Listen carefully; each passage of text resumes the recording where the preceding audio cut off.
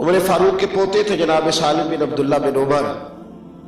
ہمارے ہاں نا جو اللہ نے دیا اس پہ راضی رہنے کا رواج ختم ہوتا جا رہا ہے. مجھے اس طرح کی کار لینی ہے جس طرح کی سامنے والے کی، میں نے اس طرح کا مکان بنانا جس طرح پڑوسیوں کا ہے. بلکہ ہم تو یہ بھی کہتے ہیں کہ یہ اس طرح کے ددیال اللہ کسی کو نہ دے جس طرح کے میرے چاچے، اس طرح کے رشتہ دار کسی کو نہ ملے. کیا آپ کو یہ پتہ نہیں کہ رب کریم نے یہ ددیال پسند کیا تو اس میں آپ کو پیدا کیا؟ اللہ نے یہ ننہال آپ کے لیے پسند کیا تو اس میں آپ کو پیدا کیا. تو جو اللہ کو پسند ہے وہ مجھے تجھے کیوں نہیں پسند؟ ہاں کو بد عقیدہ ہو، بد مذہب ہو تو بات الگ ہے، لیکن میری طبیعت میں پورے نہیں اترتے لہذا غلط ہے. ساری زندگی دوسروں کی جیبوں کو دیکھا اللہ ماشاءاللہ. ساری زندگی ہماری طبیعت یہ رہی کہ کوئی کسی طریقے سے مہربان ہو جائے. او بھائی اس طرح تو دنیا بھکاری بنا دیتی، اس طرح تو لوگ بھکاری بنا دیتے. ساری عمر لوگ کہتے یہی کام تو کرے گا. حضرت سالم بن عبداللہ بن عمر رضی اللہ تعالیٰ عنہ طواف کعبہ کر رہے تھے. امیر آ گیا وقت کا، مکے کا بادشاہ. حضرت سالم بن عبداللہ رضی اللہ تعالیٰ عنہ فارغ ہوئے نا، 7 طواف کے پھیرے مکمل کر کے 8واں استلام کر کے آپ بیت اللہ شریف کے دروازے کے سامنے کھڑے ہوئے. میری باتوں کی سمجھ آ رہی ہے آپ حضرات؟ میری طبیعت تھوڑی سی بوجھل ہے کئی دنوں سے، تو میں اس پریشانی میں تھا کہ پتہ نہیں دوستوں نے بڑا بندوبست کیا ہوتا ہے، میں کوئی بات سمجھا بھی سکتا ہوں کہ نہیں. تو دعا ہی مانگتا آیا ہوں سارے رستے کہ اللہ کرے کچھ بن جائے بات. اللہ تعالیٰ آپ کو بڑی بہترین جزا عطا فرمائے. 2 باتیں اور کرنی ہے، ذرا سنیں. طواف مکمل کر کے حضرت بیت اللہ شریف کے دروازے کے سامنے کھڑے ہوئے تو بادشاہ آ گیا. یہ لوگوں کا خیال ہوتا ہے کہ مولوی مطلب سارے شاعر ہیں، کچھ لوگ تھوڑے سے ہیں. میں کہا کرتا ہوں کہ 5-10 لوگ جو پیسے لیتے اس کی وجہ سے آپ ہر آدمی کے بارے میں یہی خیال کریں گے. میں آپ کو سینکڑوں مدارس کے اساتذہ دکھا سکتا ہوں جنہوں نے اتنی سی تنخواہ پہ گزارا کر کے ساری جوانی رسول اللہ کے دین کو دے دی. چند ایک لوگوں کے بارے میں رائے قائم کر کے آپ سب کو برا کہیں گے، یہ کیسے ہو سکتا ہے؟ میں سینکڑوں کی بات کر رہا ہوں اور ذمہ داری سے کر رہا ہوں، سینکڑوں کی. یہاں تو ریٹائر جو بندہ ہوتا ہے اس کے ساتھ 6 اس کے پلاٹ بھی نکل آتے ہیں جو اس نے مختلف اسکیموں میں لیے ہوتے ہیں، کچھ ملے ہوتے ہیں. تو ہمارے تو بزرگ جب ریٹائر ہوتے ہیں تو مسجد سے بیچارے برتن بھی اٹھا کے کرائے کے مکان میں چلے جاتے ہیں.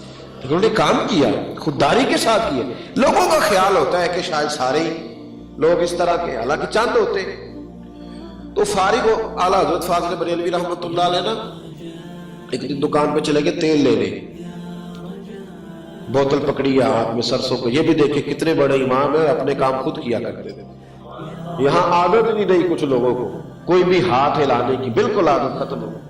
فاضل بریلوی رضی اللہ تعالیٰ عنہ جب پہنچے تو دکاندار سے کہا کہ یہ نا تیل کی بوتل بھر دو. اس نے سرسوں کے تیل کی بھر دی. تو اعلیٰ حضرت فرمانے لگے کتنے پیسے؟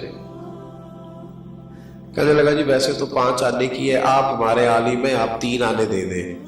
اعلیٰ حضرت نے پورے 5 دیے. فرمایا تو سارے رکھ، میں اپنا علم 2 آنے کا نہیں بیچا کرتا. ہاں کرو مد ہے اہل دول رضا اور پڑے اس بلا میں میری بلا. میں تو گدا ہوں اپنے کریم کا، لہذا میرا دین پا رہا ہے نہ نہیں. میں 2 آنے کا بیچ دوں تیرے سامنے، چل دوڑ تو سارے رکھ. حضرت سالم بن عبداللہ طواف فارغ ہوئے اور بیت اللہ شریف کے دروازے کے سامنے کھڑے تھے تو مکے کا امیر آ گیا. سلام کے بعد کہنے لگا کوئی حکم ہو تو بتائیے گا، کوئی حکم ہو تو بتائیے گا. تو حضرت سالم بن عبداللہ جو کہ خوددار آدمی تھے نا، خوددار آدمی سامنے والے کا پسینہ جاری کرا دیتا ہے. خوددار ہونا چاہیے بندہ، انقلاب آ جاتا. کیا کہا تو نے؟ کوئی حکم ہو تو. فرمانے لگے یار تو بڑا ہی بیوقوف ہے، کس نے تجھے امیر بنایا مکے کا؟ بڑا تو بیوقوف ہے. اس نے کہا حضور کیا ہوا؟ فرمانے لگے بیت اللہ شریف میں آ کے طواف کر کے اور خانہ کعبہ کے سامنے کھڑے ہو کے بھی میں دنیا داروں سے مانگوں گا. بڑا بیوقوف ہے، یہاں اللہ کے گھر میں آ کے بھی دنیا داروں سے سیٹھوں سے سوال کروں، بڑا تو پاگل ہے. کہتے پہلی دفعہ مجھے کوئی مرد ملا تھا، میرا وجود کانپنے لگ گیا. پھٹے کپڑے ان کے، لیکن لفظوں میں اتنی غیرت، اتنا حسن. فرماتے میں ان کے باہر نکلنے کا انتظار کرنے لگا. حضرت سالم بن عبداللہ فارغ ہو کے باہر نکلے مسجد الحرام سے، جس طرح آج کل لوگ نکل جاتے ہیں باب عبدالعزیز سے باہر یا باب فہد سے. کہتے میں باہر نکلنے کا انتظار کرنے لگا. حضرت باہر آئے تو میں نے کہا حضور اب تو بیت اللہ شریف نہیں ہے، ابھی کوئی حکم کر دے. تو فرمانے لگے چل بتا تجھ سے دین مانگو کہ دنیا مانگو؟